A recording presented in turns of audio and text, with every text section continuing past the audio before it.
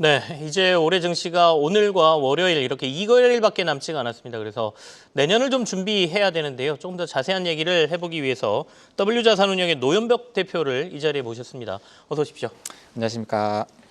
올 한 해 많이 힘드셨을 것 같고 우리 투자자분들도 굉장히 힘들다라고 말씀하시는 분들이 많은 게 하반기 그리고 말미로 갈수록 지금 시장이 계속 안 좋아지지 않습니까? 네네. 일단은 올 한 해를 좀 되돌아봐야 될 것 같은데요. 2024년 시장이 이렇게 크게 하락한 이유를 어디서 찾고 계세요? 네. 우선 저희는 시장을 그 기업의 합산 이익과 그리고 이제 매크로인 멀티플 이렇게 두 가지로 나눠서 보겠습니다. 네. 올해 크게 세 가지 때문에 주가가 크게 하락을 했는데요. 우선 기업 합산 이익 측면인 반도체 이익에 대한 피크 우려가 첫 번째인 것 같고요. 그리고 두 번째로는 매크로 이슈인 이제 트럼프의 집권에 따른 무역 정책들, 그리고 세 번째로는 이제 국내 정치의 이제 불확실성이 이 세 가지가 이슈가 돼서 국내 증시가 크게 하락했다라고 그렇게 저희는 보고 있습니다.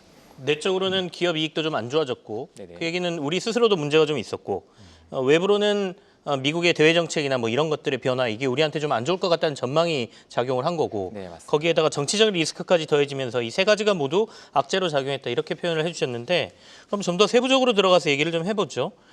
올해 증시의 섹터 측면, 그러니까 업종별로 보면 어떻습니까? 네, 업종별도 좀 보면은 좀 더 명확하게 보실 수가 있으실 것 같아요. 그래서 제가 준비해드린 그 우리 섹터를 별로 봐주시면은 네, 반도체 같은 경우에 특히 큰 차이가 납니다. 삼성전자, 하이닉스 둘 다 같은 사업을 하고 있는데 올해 이제 시가 그 우리 주가 수익률이 큰 차이가 나고 있고요. 그에 따라서 저희 이제 영업이익의 성장률에 이제 차이가 있다 보니 그 부분에 이제 차이가 발생을 하고 있습니다.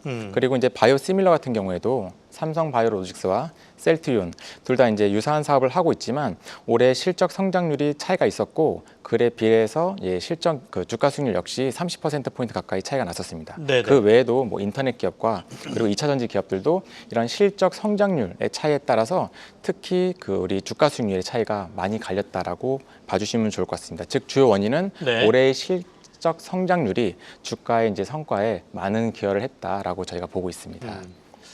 결국에는 증시에서 항상 얘기하는 결국에 주가는 기업의 실적이다 이 얘기신 것 같긴 한데 네네.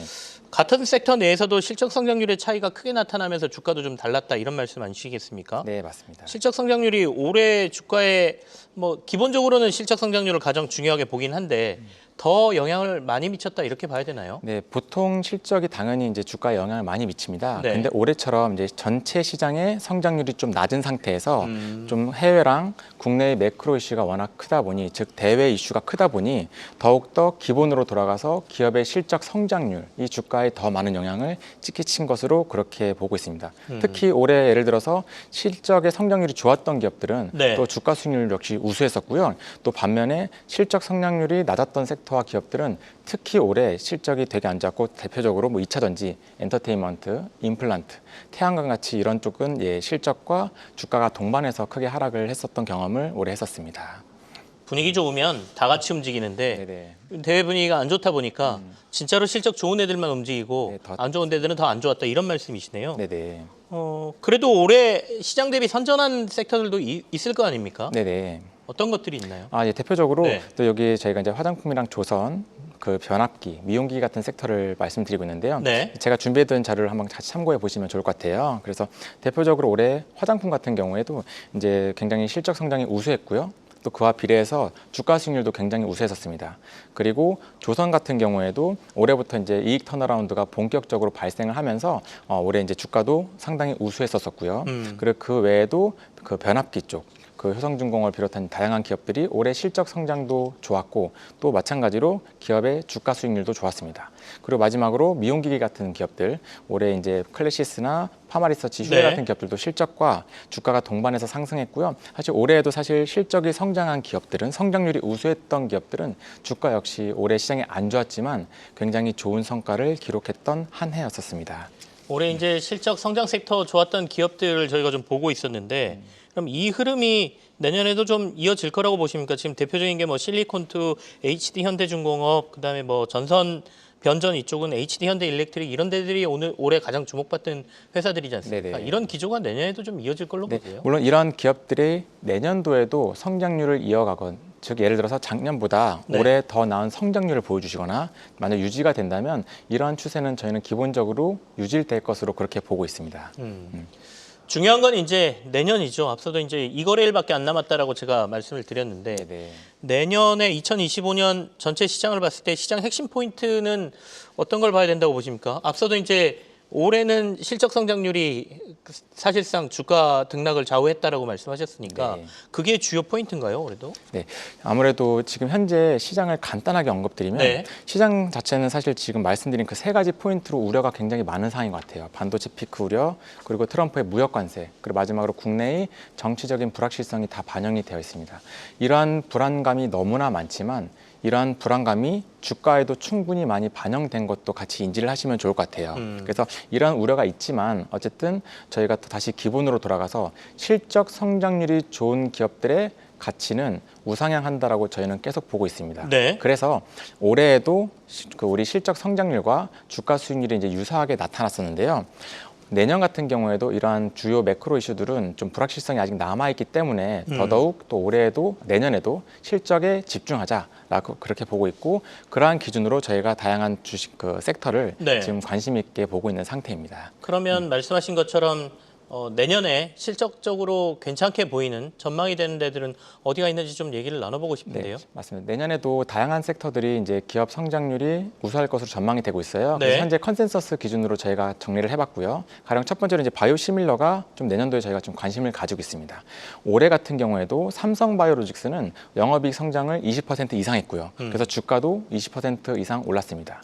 그리고 올해에는 셀트리온 같은 경우에는 사실 합병 간의 이슈로 인해서 실적 성장을 못했고 주가가 소폭 하락했지만 내년도에는 오히려 셀트리온이 기존의 램시마, 트룩시마, 허주마를 비롯해서 진펜트라까지 합세하면서 실적 성장이 우수할 것으로 전망하고 있어요. 컨센서스 기준으로 영업이익이 2배에서 3배 정도 올라갈 걸로 전망하기 때문에 내년에는 이런 셀트리온을 중심으로 주요 CDMO 업체들이 이익 성장률이 좋기 때문에 이쪽을 저희가 계속 관심 있게 보고 있습니다. 참고로 첨언을 드리면 네. 이미 램시마가 유럽에서 굉장히 좋은 점유율 50%를 차지하고 있고요. 이를 기반으로 램시마 SC가 유럽에서도 진출에 성공을 했습니다. 그리고 이런 램시마의 미국 버전인 인플렉트라 역시 지금 미국에서 잘 점유를 하고 있는 상태에서 이 진펜트라가 인플렉트라의 SC 제형인데 이 부분도 이제 내년에 좀 시간이 걸릴 수 있지만 아직은 데이터가 막 많이 올라오지 않았지만 네네. 시차를 두고 올라오게 된다면 기업 가치에 우리 기업 실적 성장하는 데 큰 도움이 될 것으로 전망을 하고 있습니다. 내년에는 셀트리온의 반전이 좀 굉장히 기대된다 이런 말씀이시네요. 굉장히 이제 좀 기대하면서 열심히 지금 지켜보고 있는 상황이고요. 그리고 또 이제 신약 판매도 저희가 좀 관심 있게 보면 네. 좋을 것 같아요. 신약 같은 경우에는 드디어 올해부터 좀 FDA 승인이 본격적으로 많이 발생을 해서 네. 내년도에는 이런 다양한 기업들이 성장을 할 걸로 보고 있습니다. 대표적으로 우리 이제 SK 바이오팜의 세노아메이트가 FDA 승인 이후로 실적 성장을 우수하게 하고 있고요. 그 다음 타자로 이제 유한양행의 레이저 티닙 그리고 녹십자의 그런 신규 혈액 제제도 관심을 가지고 있고 이러한 기업들 역시 내년도에 영업이익 성장률이 네. 기대가 되고 있습니다. 바이오 제약 업종에 중심을 두고 말씀을 해주셨는데 그 외에도 좀 관심을 가져야 될 2025년도 다른 섹터는 어디가 있습니까? 네, 사실 또 다른 섹터도 다양히 있는 것 같아요. 네네. 예를 들어서 저희가 보고 있는 이제 피부 미용에 관련된 피부 미용 그 장비 업체, 스킨 부스터, 보톡스 같은 기업들도 여기에 포함이 될 수 있고요. 또 기본적으로 화장품에 대한 기업들도 관심을 가지고 있습니다. 미용기기부터 간단하게 말씀을 드리면 가령 파마리서치의 리쥬란이 글로벌리 이제 대표적인 스킨 부스터 중에 하나로 관심을 갖고 있고 이익 성장도 되게 좋은 편이고요. 이쪽은 SNS 트렌드나 구글 트렌드 역시 굉장히 좋은 지표를 가지고 있으며 갈더마 같은 우리 경쟁사도 굉장히 잘하고 있습니다. 네. 그리고 휴젤 같은 우리 보톡스도 올해 그 레티보라는 이제 미국 진출이 이제 9월달에 첫 선적이 됐는데요.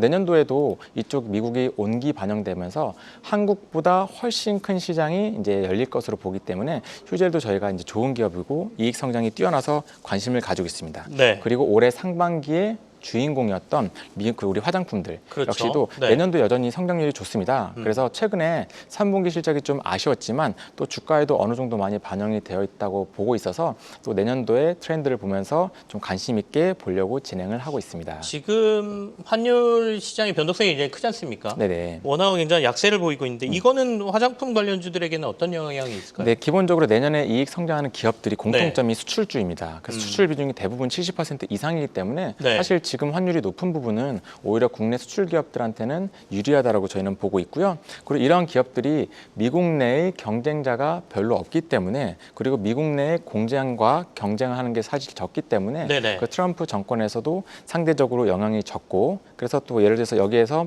포함될 수 있는 게 뭐 음식료 기업, 우리 불닭이 지금 되게 많은 좋은 트렌드를 보이고 있죠. 그런 기업이나 아니면 삼양식품 보일러 기업. 말씀하시는 거군요. 네, 맞습니다. 네. 너무나 잘 되고 있고요. 저는 모여서 못 먹지만 네, 인기가 많고 또 그의 보일러 기업들 그리고 또 미국의 산업 중에 또 5G 관련된 기업들도 내년에 저희가 많이 기대를 하고 있는 상황입니다.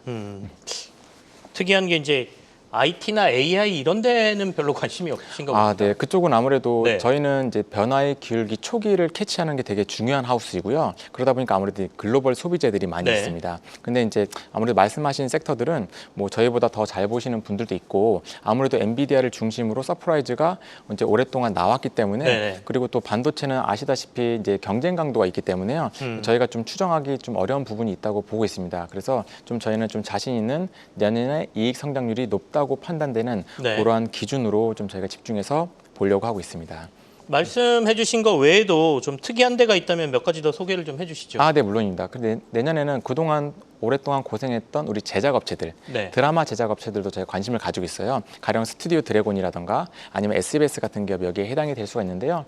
넷플릭스가 여전히 방영 편수가 좋은 상황에서 네. 올해 대비 내년도에는 제작 편수 증가에 따라서 이러한 기업들은 기본적으로 그 공통비가 고정비가 크기 때문에 영업이익 레버리지가 날 것으로 보고 있어요. 그래서 오랜만에 이러한 그 방송 제작 업체들도 내년도에는 영업이익 성장률이 우수할 걸로 보고 있어서 관심을 보고 있는 상태입니다. SBS 말씀을 하셨으니까요. 얼마 전에 이제 넷플릭스하고 협업 얘기가 나오면서 네네. 주가가 급등을 했지 않습니까? 맞습니다. 이게 네. 이제 한 3거래일 연속 빠지면서 한 28,500원까지 갔던 주가가 지금 22,000원대에서 거래되고 있거든요. 네네. 증권가에서 그 협업 소식 나왔을 때 1조 원 이상 시총을 예상하는 곳들도 나왔었는데 네네. 대표님께서는 어떻게 보고 계시는지가 좀 궁금해지네요. 네. 그게 사실 뭐 숫자에 추정하기에는 나름이지만 일단 그 부분은 좀 공개가 안 되어 있지만요. 네네. 일단 저희가 그래도 관심을 가지고 있는 부분은 드디어 넷플릭스를 뚫었다. 그리고 넷플릭스라는 글로벌 1위 플랫폼을 통해서 고정적으로 안정적으로 수주를 발생했다. 그래서 이익의 기여도는 뭐 얼마의 차이가 있겠으나 저희는 이제 기여도가 무조건 있을 거라고 보고 있기 때문에요. 저희는 만약에 주가가 좀 조정을 받으면 저희도 좀 관심 가지고 진행을 하게 될 것 같습니다. 여기서 더 조정을 받으면 관심을 가지시는 겁니다. 저희가 이제 원하는 구간이 좀 있는데요. 네네. 그런 구간에서 좀 진행을 하게 될 것 같아요. 만약에 좀 더 윤곽이 나오거나 네. 그런 숫자에 대한 매출과 이익을 추정할 수 있는 좀 더 힌트가 발생하면 그때부터는 제가 좀 관심을 가지게 될 것 같습니다. 아직은 계약 내용이 완벽하게 다 공개된 건 아니기 때문에 네네. 정확한 추정이 조금 어려운 상황이어서 네, 맞습니다. 여기서 조금 더 원하시는 가격대가 오면 그때 적극적으로 생각해 보겠다 이런 말씀으로 이해를 해 보겠습니다. 네. 자, 내년도 이제 여러분들이 전략을 짜실 때 지금 사실은 들려오는 뉴스들이 너무 암울한 뉴스들이 많긴 합니다. 그렇지만은 시장이라는 거는 이제 우리가 사이클이 있고요. 이 사이클을 타기 시작하면 미국하고 갭이 좁혀질 거다 이렇게 전망하시는 분들도 있거든요. 오늘 W자산운용의 노현복 대표와 함께 내년에 저희가 눈여겨볼 만한 종목들을 좀 세세히 좀 살펴봤는데요. 도움이 좀 되셨기를 바라겠습니다. 지금까지 W자산운용 노현복 대표와 함께했습니다. 감사합니다. 감사합니다.